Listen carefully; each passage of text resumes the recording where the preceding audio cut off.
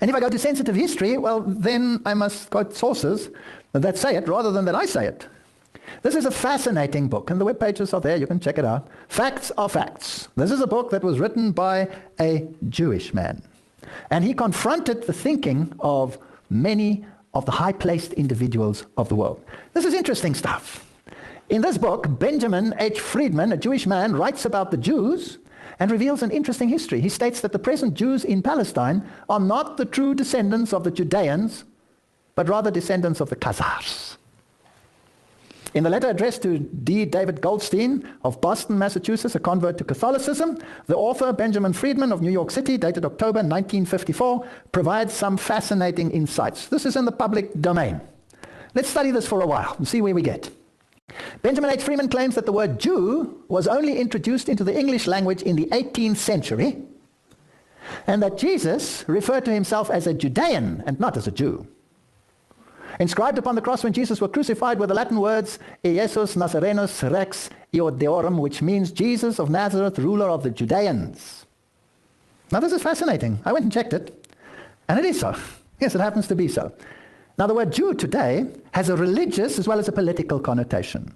You think of a Jewish entity, a government, but you also think of their religion incorporated at the same time, whereas the term Judean is a geographic connotation. It's a geographic. It doesn't incorporate the religion. It's where he came from. He was from Judah. He was a Judean.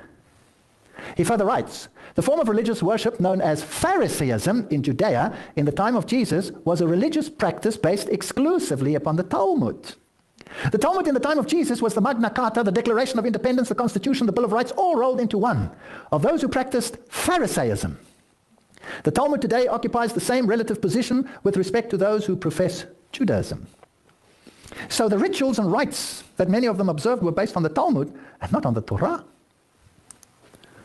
Rabbi Morris, this is all from the source, Rabbi Morris N. Kurtzer wrote a most revealing and comprehensive article with the title, What is a Jew?, which was published as a feature article in Look magazine in June 17, 1952 issue. In that article, Rabbi Morris Kurtzer evaluated the significance of the Talmud to Judaism today.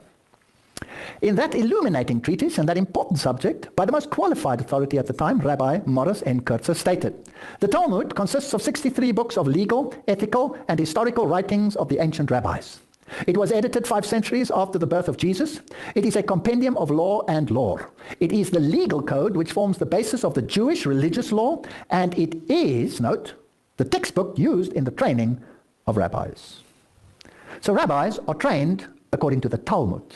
And the Talmud has very little in common with the Bible. Then he states, from the birth of Jesus until this day, there have never been recorded more vicious and vile, libelous blasphemies of Jesus or Christians and the Christian faith by anyone, anywhere, or any time than you will find between the covers of the infamous 63 books, which are the legal code which forms the basis of the Jewish religious law as well as the textbook used in the training of rabbis. I don't want to go into it. If I were to put the quotes on the screen, which the Talmud contains about Jesus, you would be horrified. It is some of the vilest statements that I have ever had the dishonor of reading. And this is what their training consists of. He then proceeds to quote some of the most horrendous statements from the Talmud regarding ethical issues, and not only regarding ethical issues, which deal with many, many issues from economics to relations with women, etc., and of course, the view on Christ. As to the origin of the present Jews in Palestine, he states that those Jews derived from Eastern Europe, and many, many of the Jews that today live in the reconstituted state of Israel come from Eastern Europe, are not descendants of the Judeans or the lost tribes of Israel, but rather descendants of the Khazars. Who are they? They were a nation most people do not even know of. He writes, the so-called self-styled Jews in Eastern Europe in modern history cannot legitimately point to a single ancient ancestor who ever set even a foot on the soil of Palestine in the era of Bible history. Research also revealed that the so-called or self-styled Jews in Eastern Europe were never Semites, are not Semites now, nor can they ever be regarded as Semites at any future time by any stretch of the imagination. What secret, mysterious power has been able for countless generations to keep the origin and the history of the Khazars and the Khazar kingdom out of the history textbooks? Did you ever learn about it at school? I never learned about it.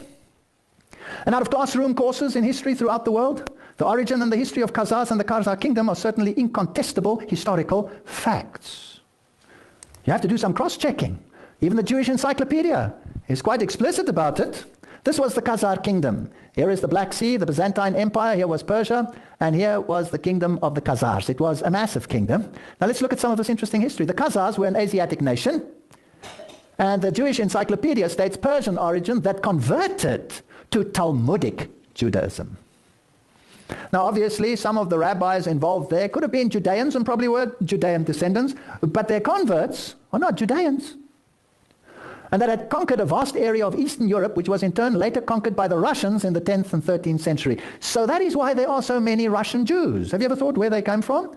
Did they escape from Palestine? Were they the lost 10 tribes? Did they emigrate to Russia? No. This is a totally different nation that accepted Talmudic Judaism. He writes, after a historic session with representatives of the three monotheistic religions, King Bulan, 7th century, decided against Christian and Islam, because Islam had just arisen, and selected as the future state religion the religious worship then known as Talmudism, and not known and practiced as Judaism, which was totally different, which was based on the Bible.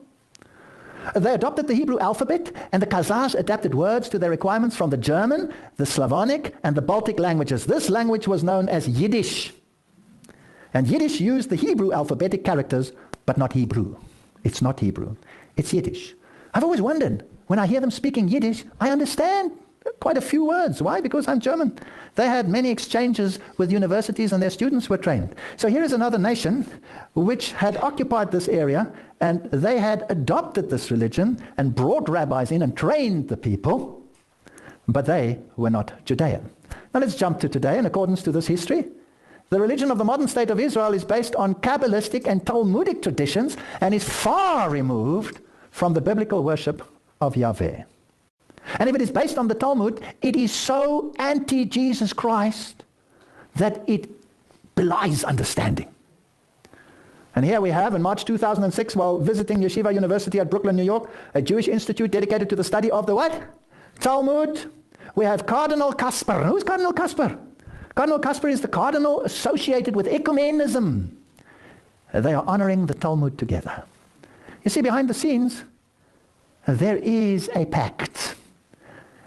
Because I, as a Christian, can sympathize with every other religion, but I cannot embrace a religion that speaks evil of Jesus Christ. Nor can I have a union with such a religion. Because can two walk together lest they be agreed? Now let's get back to the Napoleonic Society and see what happened further. Napoleon established both the Bank of France, we saw, a textbook of the origin and history, etc., of the colored people, published in 1841 by James W.C. Pennington. All right, so I'm going to page 96, and let's read along, please. A stronger case still is to be found in the fact that the descendants of a colony of Jews, originally from Judea to the coast of Africa, are black.